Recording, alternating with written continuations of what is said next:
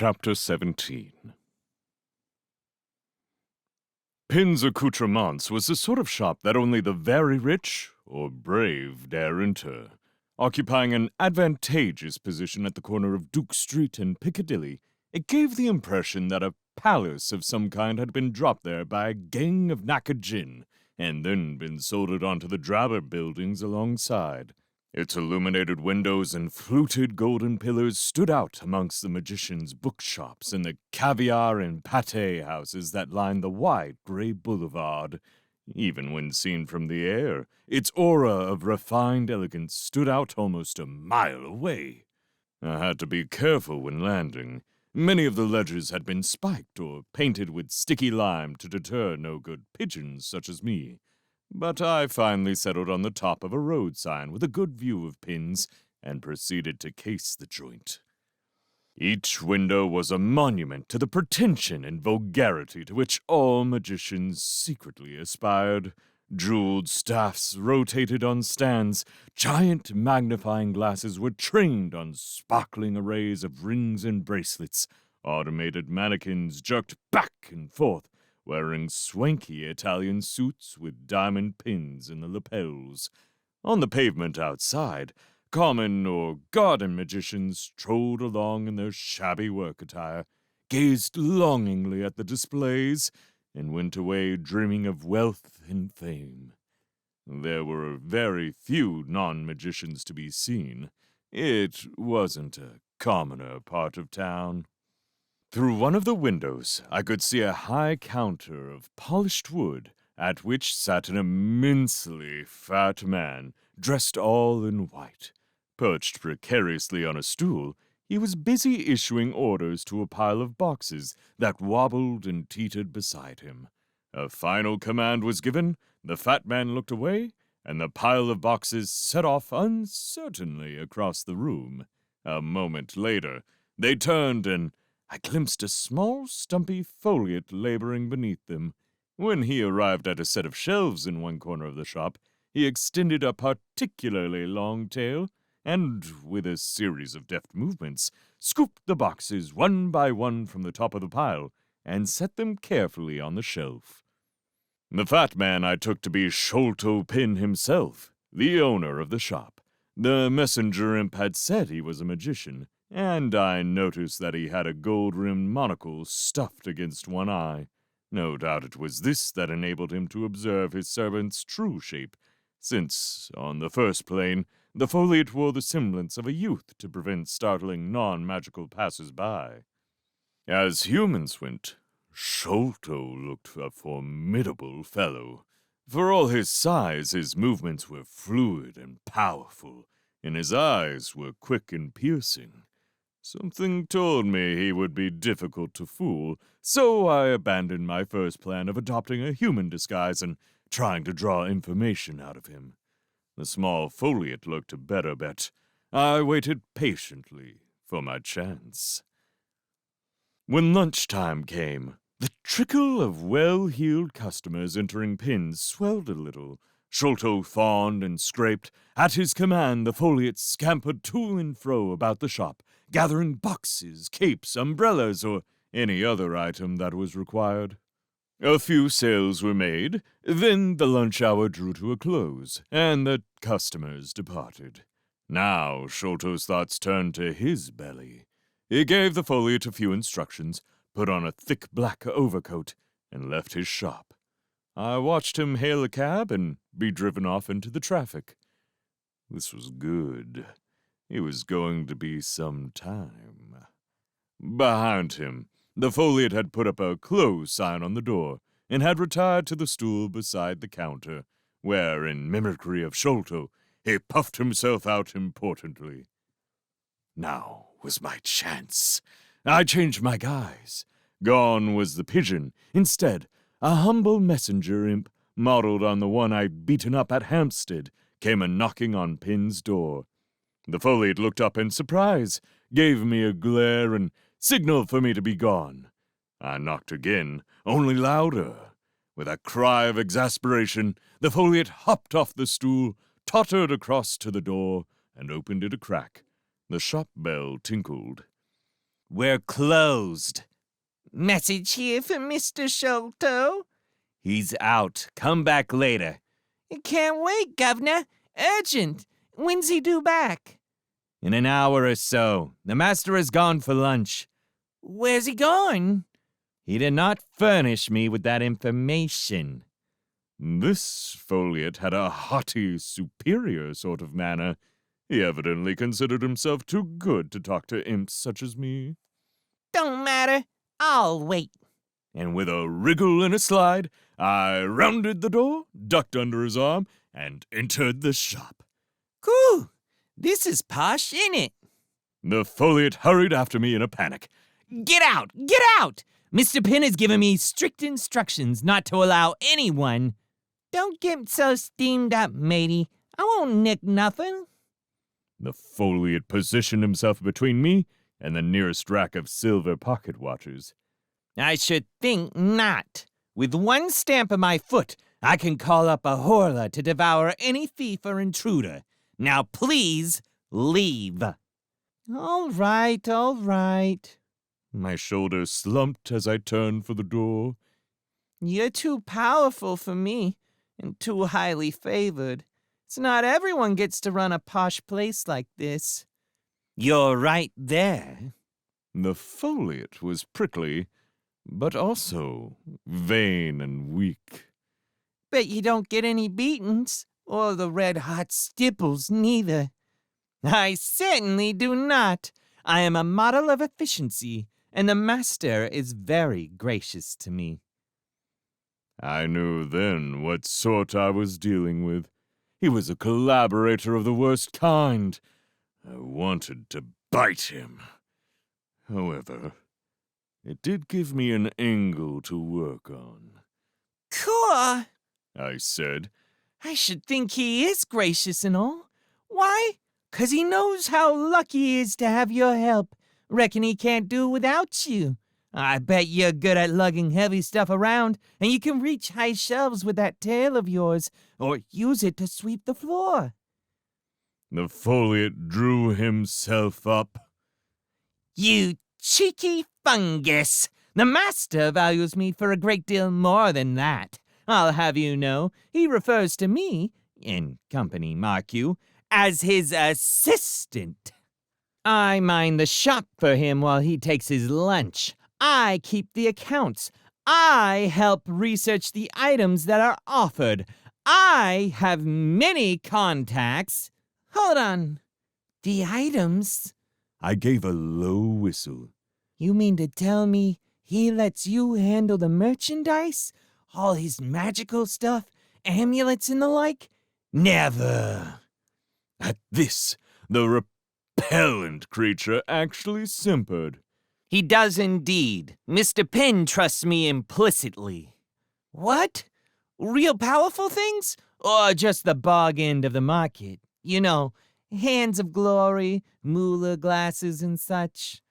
Of course, powerful things. Items that are most dangerous and rare. The master has to be sure of their powers, you see, and check they aren't forgeries, and he needs my assistance for that. No! What sort of stuff, then? Not anything famous. I was nicely settled in now, leaning on the wall. The traitorous slave's head was swelling so much he had completely forgotten about turfing me out. You've probably not heard of any of them. Well, let me see. The highlight last year was Nefertiti's ankle bracelets. That was a sensation. One of Mr. Pinn's agents dug it up in Egypt and brought it over by special plane. I was allowed to clean it. Actually clean it. Think of that when you're next flying about in the rain. The Duke of Westminster snapped it up at auction for a considerable sum. They say, Here, he leaned closer, dropped his voice, that it was a present for his wife, who is distressingly plain. The anklet confers great glamour and beauty on the wearer, which was how Nefertiti won the pharaoh, of course. But then, you wouldn't know anything about that. Nah. What else did we have? The wolf pelt of Romulus, the flute of Chartres, Friar Bacon's skull. I could go on, but I'd only bore you. All a bit above my head, Governor. Here, listen. I'll tell you something I've heard of. The Amulet of Samarkand. My master's mentioned that a few times. Bet you've never cleaned that. But this casual comment had struck some sort of nerve. The foliate's eyes narrowed, and his tail gave a quiver. Who is your master, then? He said abruptly. And where's your message? I don't see you carrying any. Course you don't. It's in here, ain't it? I tapped my head with a claw. As for my master, there ain't no secret about that. Simon Lovelace is the name. Perhaps you've seen him about. This was a bit of a gamble, bringing the magician into the equation. But the foliate's manner had changed at the mention of the amulet, and I didn't want to increase his suspicions by evading the question. Fortunately, he seemed impressed. Oh, it's Mr. Lovelace, is it? You're a new one for him, aren't you? Where's Niddles? He lost a message last night. The master stippled him permanently. Did he? Always thought Niddles was too frivolous. Serve him right. This pleasant thought seemed to relax the foliate. A dreamy look came into his eye. Real gent, Mr. Lovelace is. A perfect customer. Always dresses nice, asks for things politely. Good friend of Mr. Pinn, of course. So he was on about the amulet, was he? Of course, that's not surprising considering what happened. That was a nasty business, and they've still not found the murderer, 6 months on. This made me prick up my ears, but I didn't show it. I scratched my nose casually. Yeah, Mr. Lovelace said something bad had happened. Didn't say what, though. Well, he wouldn't to a speck like you, would he? Some people reckon it was the Resistance what did it, whatever that is, or a renegade magician. That's more likely, perhaps. I don't know. You'd think with all the resources the state's got. So what did happen to the amulet? It got nicked, did it? It got stolen, yes. And there was murder involved, too. Grisly. Dear me, it was most upsetting. Poor Mr. Beacom. And so saying, this travesty of a foliate wiped a tear from his eye. You asked me if we'd had the amulet here? Well, of course not. It was far too valuable to be presented on the open market. It's been government property for years, and for the last 30 of them it was kept under guard at Mr. Beacom's estate in Surrey. High security, portals and all. Mr. Beacom used to mention it occasionally to Mr. Pinn when he came to see us. He was a fine man. Hard, but fair. Very admirable. And somebody stole the amulet from Beacom? Yes, 6 months ago. Not one portal was triggered. The guards were none the wiser, but late one evening, it was gone. Vanished. And there was poor Mr. Beacom, lying beside its empty case in a pool of blood, quite dead. He must have been in the room with the amulet at the time the thieves entered, and before he could summon help, they'd cut his throat. What a tragedy. Mr. Pinn was most upset. I'm sure he was. That's terrible, Governor. A most terrible thing. I looked as mournful as an imp can be, but hidden inside, I was crowing with triumph. This was just the tasty bit of information I'd been searching for. So, Simon Lovelace had indeed had the amulet stolen, and he'd had murder committed to get it. The black-bearded man that Nathaniel had seen in Lovelace's study must have gone there fresh from killing Beacom. Moreover, whether he was working on his own or as part of some secret group, Lovelace had stolen the amulet from the government itself, and was thus engaged in treason. Well, if this didn't please the kid, I was a molar. One thing for sure, the boy Nathaniel had gotten himself into deep waters when he'd ordered me to pinch the amulet, far deeper than he knew. It stood to reason that Simon Lovelace would stop at nothing to get the thing back, and silence anyone who knew that he'd had it in the first place. But why had he stolen it from Beacom? What made him risk the wrath of the state? I knew the amulet by reputation, but not the exact nature of its power. Perhaps this foliot could help me on the matter, The amulet must be quite something. I said. Useful piece, isn't it? So my master informs me. It is said to contain a most powerful being, something from the deepest areas of the other place, where chaos rules. It protects the wearer against attack by... The foliot's eyes strayed behind me, and he broke off with a sudden gasp. A shadow enveloped him, a broad one that swelled as it extended out across the polished floor. The tinkling bell sounded as the door to Pinn's Accoutrements opened, briefly allowing the din of Piccadilly traffic into the shop's comfortable hush. I turned round slowly. "Well, well, Simpkin," Sholto Pinn said as he pushed shut the door with an ivory cane. "Entertaining a friend while I'm out, are we? While the cat's away." No, master, not at all. The sniveling wretch was touching his forelock and bowing and retreating as best he could. His swollen head was visibly shriveling. What an exhibition! I stayed where I was, cool as a cucumber, leaning against the wall. "Not a friend?" Sholto's voice was low, rich and rumbling. It somehow made you think of sunlight shining on age-blackened wood, of jars of beeswax polish and bottles of fine red port. It was a good-humored voice, seemingly always on the cusp of breaking into a throaty chuckle. A smile played on his thin, wide lips, but the eyes above were cold and hard. Close up, he was even larger than I'd expected, a great white wall of a man. With his fur coat on, he might have been mistaken in bad light for a mammoth's backside. Simpkin had edged away against the front of the counter. No, master, he's a messenger for you. He brings a message. "You stagger me, Simpkin. A messenger with a message. Extraordinary. So why didn't you take the message and send it on its way? I left you with plenty of work to do." You did, master, you did. He has only just arrived. "More extraordinary than ever. With my scrying glass, I've been watching you chattering away with it like a fishwife for the last 10 minutes. What explanation can there be? Perhaps my eyesight is fading at last in my advanced old age."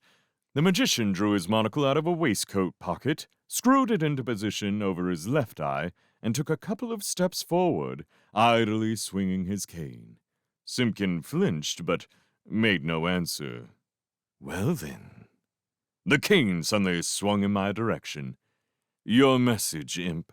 Where is it?" I touched my forelock respectfully. I entrusted it to my memory, sir. My master considered it too important to be inscribed on paper. "Is that so?" The eye behind the monocle looked me up and down. "And your master is?" Simon Lovelace, sir. I gave a smart salute and stood to attention.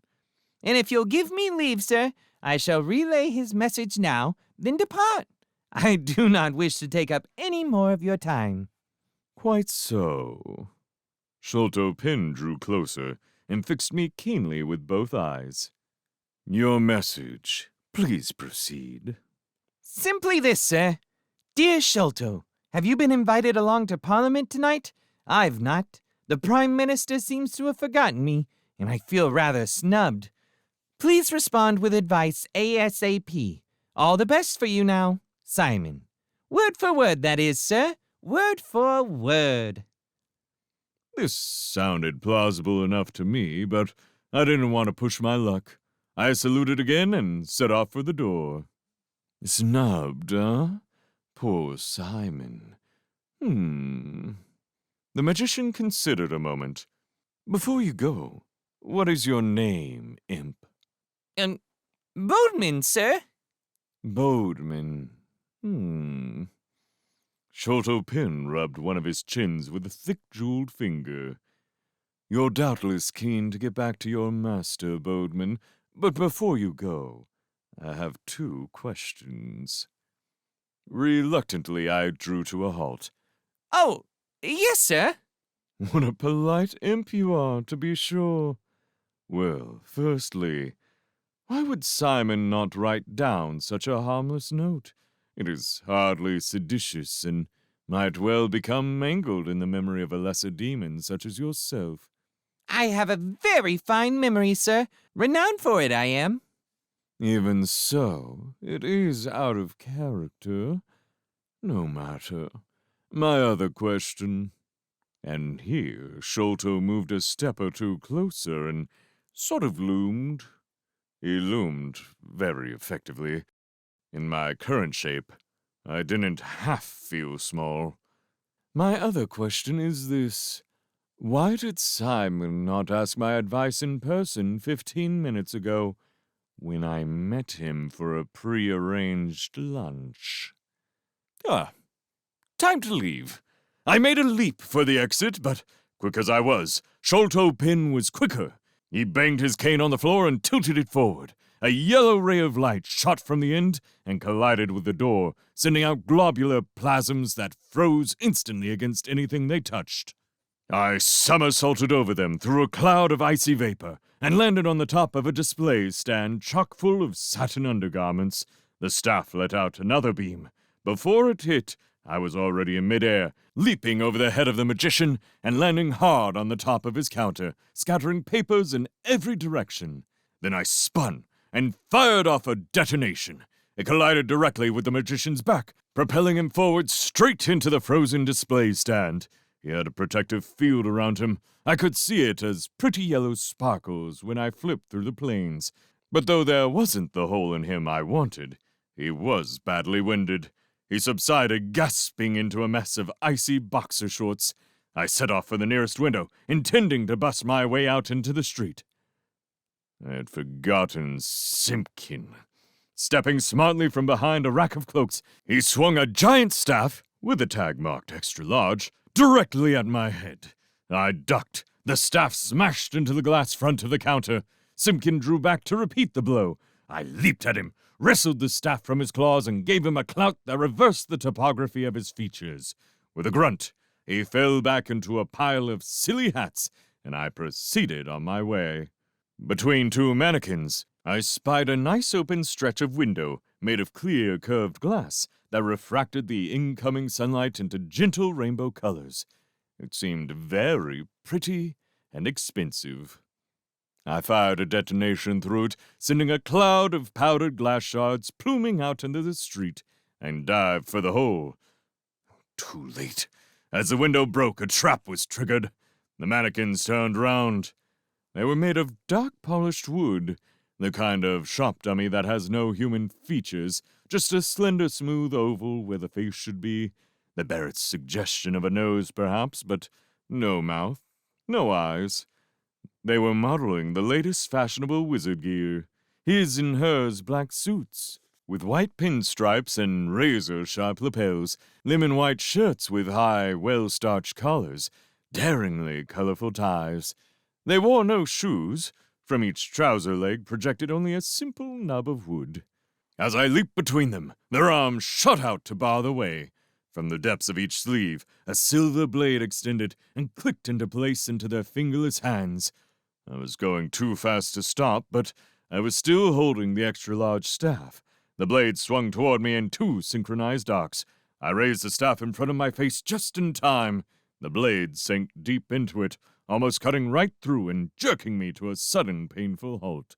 For a moment, I felt the cold aura of the silver against my skin. Then I let go of the staff and flung myself back. The mannequins shook their blades. My staff fell to the floor in 2 halves. They bent their knees and sprang. I backflipped over the counter.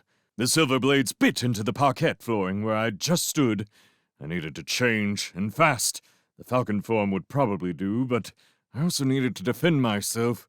Before I could make up my mind quite how, they were upon me again, whistling through the air, wind ruffling their oversized collars. I dived to one side, crashing into a pile of empty gift boxes. One mannequin landed on the countertop, the other behind it, their smooth heads turning towards me. I could feel my energy getting low. Too many changes, too many spells in too short a time. But I wasn't helpless yet. I cast an inferno on the nearer mannequin, the one creeping along the counter. A burst of blue fire erupted from its crisp white shirt front and began to spread quickly across the fabric. Its tie shriveled, its jacket smoldered. The mannequin ignored this, as it was bound to do. It raised its blade again. I edged back. The mannequin bent its legs, ready to spring. Fire was licking across the torso. Now the varnished timber body was itself ablaze. The mannequin jumped high into the air and looped down onto me, the flames dancing beside it like an outstretched cloak. At the last moment, I jumped aside.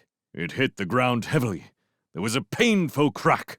The weakened burning wood had splintered in the impact. The mannequin gave a lopsided stride toward me, its body swaying at a grotesque angle. Then its legs gave way. It collapsed in a fiery mess of blackening limbs.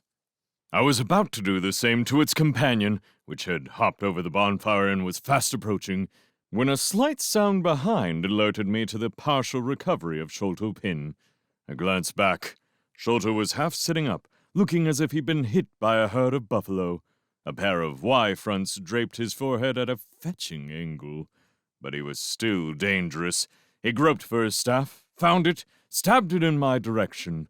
The yellow ray of light shot out once more, but I was already gone from the spot, and the plasms enveloped the second mannequin in mid-bound, its limbs helplessly frozen. It crashed to the floor, shattering a leg into a dozen pieces. Sholto cursed, looked around wildly. He really didn't have to look far for little me. I was right above him, balanced on the top of a freestanding set of shelves.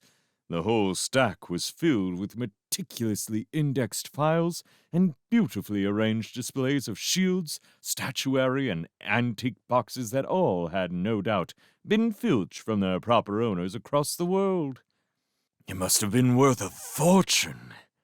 I leaned my back against the wall, set my feet firmly on the shelf top, and pushed hard. The shelves groaned and teetered. Sholto heard the sound. He looked up. I saw his eyes widen in horror. I gave an extra hard push, putting a bit of venom into it. I was thinking of the helpless djinn trapped inside the ruined mannequins. The shelves hung suspended for an instant. A small Egyptian canopic jar was the first to fall, followed closely by a teak incense chest. Then the center of gravity shifted. The shelves shuddered, and the whole edifice toppled down with wondrous swiftness upon the sprawling magician. Sholto had time for maybe half a cry before his accoutrements hit him. At the sound of the impact, cars on Piccadilly swerved, collided. A cloud of incense and funeral dust boiled up from the strewn remnants of Sholto's fine display. I was satisfied with my performance so far, but it is always best to quit while you're ahead. I eyed the shelving cautiously, but nothing stirred beneath it. Whether his defensive shield had been enough to save him, I couldn't tell. No matter. Surely now I was free to leave. Once more, I made for the hole in the window. Once more, a figure rose to block my way. Simpkin. I paused in midair. Please, I said, don't waste my time. I've already rearranged your face once for you. Rather like the finger of an inside-out glove, his previously protruding nose was still squished back deep into his head. He looked testy. He gave a nasal whisper. You've had the master. Yes, and you should be dancing with joy, I sneered. If I was in your place, I'd be going in to finish him off, not whinging on the sidelines like you miserable turncoat. It took me weeks to set up that display. I lost my patience. You've got 1 second to split, traitor! Too late, Bodman. I've sounded the alarm. The authorities have sent an Yeah. Summoning the last of my remaining energy, I changed into the falcon.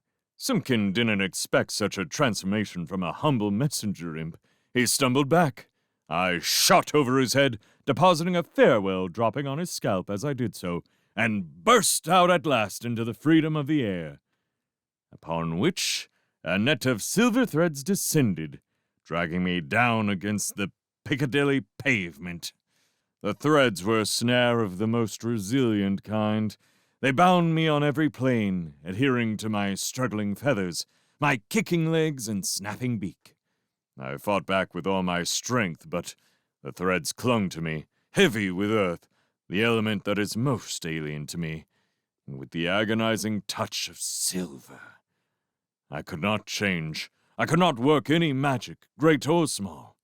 My essence was wounded by the barest contact with the threads. The more I flailed about, the worse it felt. After a few seconds, I gave up. I lay there huddled under the net, a small, still, feathered mound. One of my eyes peeped out under the crook of my wing. I looked beyond the deadly lattice of threads to the gray pavement, still wet after the last rain and thinly covered with a sprinkling of glass shards. And somewhere or other, I could hear Simpkin laughing, long and shrill. Then the paving slabs grew dark under a descending shadow. 2 great cloven hooves landed with a soft clink upon the slabs. The concrete bubbled and popped where each hoof touched. A vapor rose around the net, heavy with the noxious fumes of garlic and rosemary. My mind was poisoned, my head swam, my muscles sagged. Then darkness swathed the falcon, and, like a guttering candle, snuffed its intelligence out.